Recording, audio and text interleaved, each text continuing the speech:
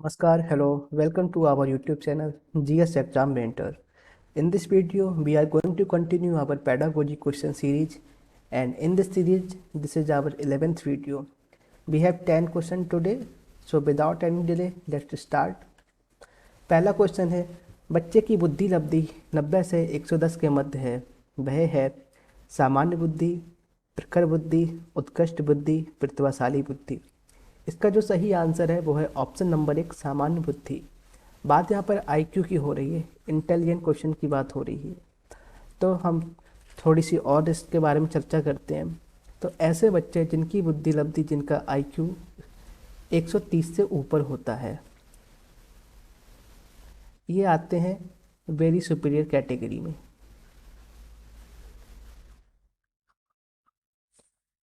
और ऐसे बच्चे जिनका आईक्यू 120 से लेकर 129 तक होता है, इनकी कैटेगरी होती है सुपीरियर। जिनका आईक्यू 110 से लेकर 119 तक होता है, ये अबव एवरेज में आते हैं, या इनको हाई एवरेज भी कहा जाता है। और जो बच्चे 90 से 109 या 110 तक होते हैं, ऐसे बच्चे एवरेज श्रेणी में आते हैं। जिन बच्चों का आईक्यू 80 से 89 होता है, ये बिलो एवरेज में आते हैं।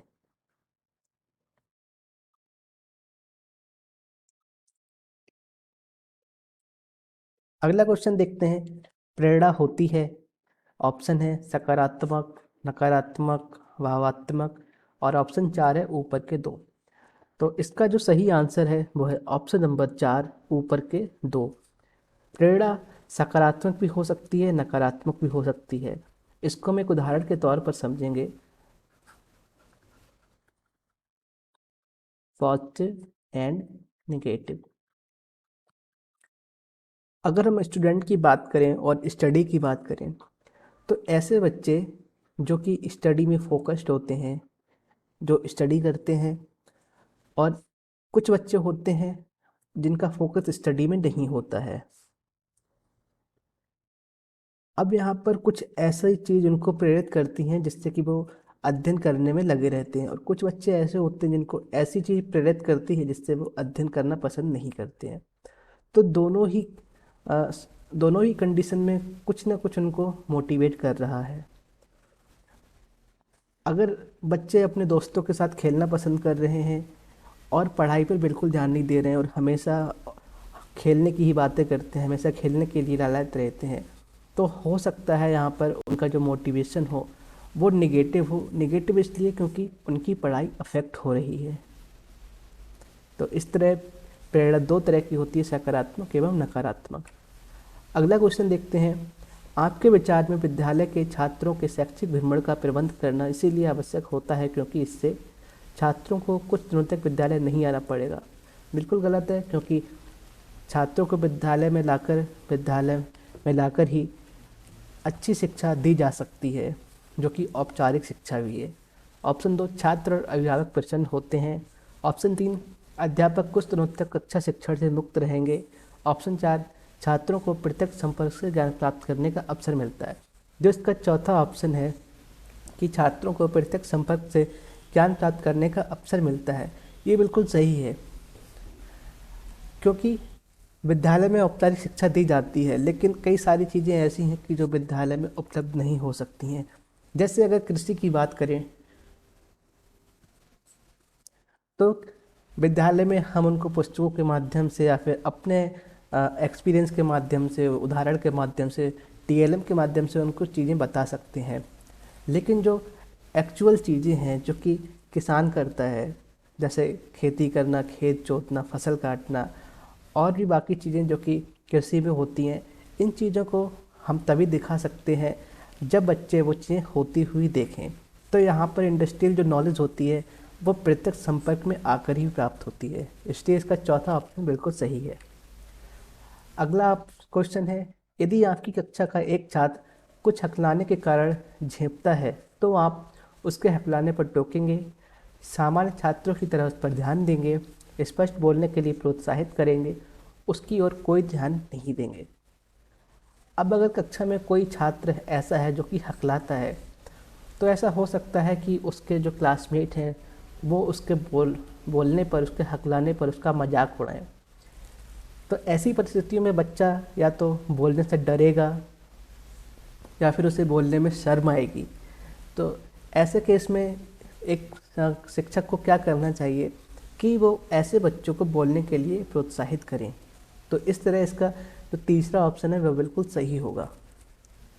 अगले क्वेश्चन की अगर बात करें तो क्वेश्चन है, विकलांगों को सामान्य शिक्षा व्यवस्था में शिक्षित करना चाहिए क्योंकि उनकी शारीरिक कमजोरी मानसिक कमजोरी को बढ़ाती है, वे सहानुभूति के पात्र हैं, उन्हें सामान्य जीवन में अपने आप को समायोजित करना है। ऑप्शन 4, उन्हें भी शिक्षित करना आवश्यक है।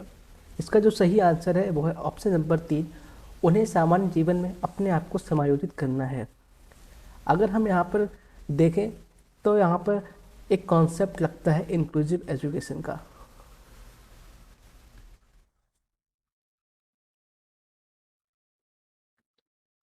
इंक्लूसिव एजुकेशन की अगर हम बात करें तो ऐसे बच्चे जो कि सामान्य बच्चों की तरह नहीं हैं, तो उन बच्चों को भी सामान्य कक्षा में सामान्य बच्चों के साथ में ही शिक्षा दी जाती है। ऐसा क्यों आवश्यक है? ऐसा इसलिए आवश्यक है जैसे कि हमने पिछले क्वेश्चन में देखा था कि कोई बच्चा अगर हकलाता है या कोई बच्चा विकलांग है, तो ये बहुत ही आवश्यक है कि इनको सामान्य छात्रों के बीच में रखकर ही पढ़ाया जाए।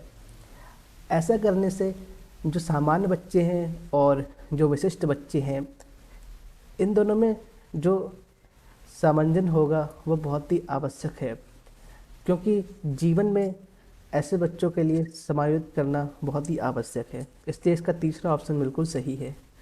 अगला क्वेश्चन देखते हैं, भारत में शिक्षा का उत्तरदायित्व है। ऑप्शन है केंद्रीय सरकार का, राज्य सरकार का, दोनों का, इनमें से कोई नहीं। इसका सही जो आंसर है वो है ऑप्शन नंबर 3, दोनों का, क्योंकि भारत में केंद्र सरकार और राज्य सरकार मिलकर ही शिक्षा के क्षेत्र में कार्य करती हैं।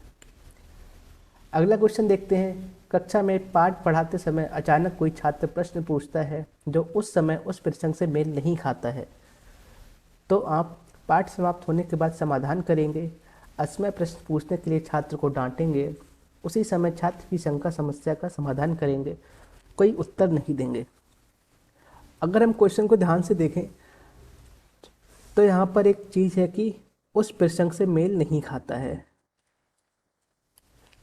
अगर आप कक्षा में कुछ पढ़ा रहे हैं और किसी छात्र ने एक ऐसा क्वेश्चन पूछा जो कि उस पाठ से मेल नहीं खा रहा है, तो ऐसे केस में आप उस बच्चे का जो क्वेश्चन है, उसकी जो शंका है, उसका समाधान पाठ समाप्त होने के बाद करेंगे या फिर अपना जो लेक्चर है उसके समाप्त होने के बाद करेंगे। ऐसा इसलिए आवश्यक है क्योंकि जो पाठ आप पढ़ा रहे हैं उस पाठ को छोड़कर अगर आप ऐसे क्वेश्चन का जवाब देंगे जो कि उस प्रसंग से मेल नहीं खाता है, तो क्लास के जो बाकी बच्चे हैं उनको इन दोनों चीज़ों को समझने में बड़ा ही कन्फ्यूजन होगा, क्योंकि आप पढ़ा कुछ और रहे हैं और क्वेश्चन कुछ और किया है। इस वजह से बच्चों में कन्फ्यूजन होगा। तो आप क्या करेंगे कि उस बच्चे से कहेंगे कि पाठ समाप्त होने के बाद आप उसके क्वेश्चन का आंसर देंगे। इसलिए पहला ऑप्शन बिल्कुल सही है। अगला क्वेश्चन देखते हैं, विद्यालयों में योग शिक्षा के संदर्भ में आपका विचार है कि इससे छात्रों का मन मस्तिष्क सबल होगा, इससे छात्रों के शारीरिक स्वास्थ्य में सुधार होगा, यह मनोरंजन का साधन है, कोई लाभ नहीं होगा। इसका जो सही आंसर है वो है ऑप्शन नंबर 1, इससे छात्रों का मन मस्तिष्क सबल होगा। योग हमारे शरीर के लिए बहुत ही लाभप्रद होता है, जो कि हमारे शरीर के साथ साथ हमारा जो मन है, मस्तिष्क है, उस पर भी काफ़ी इसका असर रहता है। अगला क्वेश्चन देखते हैं, अधिक क्रियाशील विद्यार्थियों के लिए आवश्यक है कि उनके लिए विशेष अध्यापक हों, कक्षा में उन पर अधिक ध्यान दिया जाए, उनके लिए अलग कक्षा हो, उनके लिए विशेष पाठ्यक्रम हो। इसका जो सही आंसर है वो है ऑप्शन नंबर 2, कक्षा में उन पर अधिक ध्यान दिया जाए। अब यहाँ पर ऐसे बच्चों की बात की जा रही जो कि अति क्रियाशील हैं, जो कि हाइपर एक्टिव हैं। ऐसे केस में हो सकता है कि अगर आप कक्षा में कुछ पढ़ा रहे हैं और जो अति क्रियाशील बच्चे हैं वो बाकी बच्चों से बात करना शुरू कर सकते हैं, कोई और एक्टिविटी करना शुरू कर सकते हैं, जिससे कि कक्षा में व्यवधान उत्पन्न हो जाएगा और बाकी बच्चे भी डिस्टर्ब होंगे। तो शिक्षक को अतिक्रियाशील विद्यार्थियों पर अधिक ध्यान देना चाहिए। अगला क्वेश्चन है, जो प्रेरक सीखे जाते हैं उसे कहते हैं। ऑप्शन है जन्मजात प्रेरक, ऑप्शन 2 अर्जित प्रेरक, ऑप्शन 3 मनोवैज्ञानिक प्रेरक और ऑप्शन 4 मनोवैज्ञानिक प्रेरक। ये दोनों ऑप्शन एक जैसे हो गए तो इसको काट देते हैं। इन तीनों में से हमें आंसर देखना है। तो इसका जो सही आंसर है वह ऑप्शन नंबर 2 अर्जित प्रेरक। बात यहाँ पर ऐसे प्रेरक की हो रही जो सीखे जाते हैं। प्रेरक दो तरह के होते हैं, एक तो जन्मजात होता है जो इंटरनल, और दूसरे होते हैं अर्जित। अर्जित ऐसे होते हैं जो हम सीखते हैं। तो इसका सही आंसर है वह ऑप्शन नंबर 2 अर्जित प्रेरक। अगर आपको हमारी वीडियो पसंद आती है, अगर क्वेश्चन पसंद आए, कंटेंट समझ में आ जाए तो वीडियो को लाइक कीजिए, शेयर कीजिए और अगर कोई क्वेश्चन है तो कमेंट भी कीजिए। Thank you.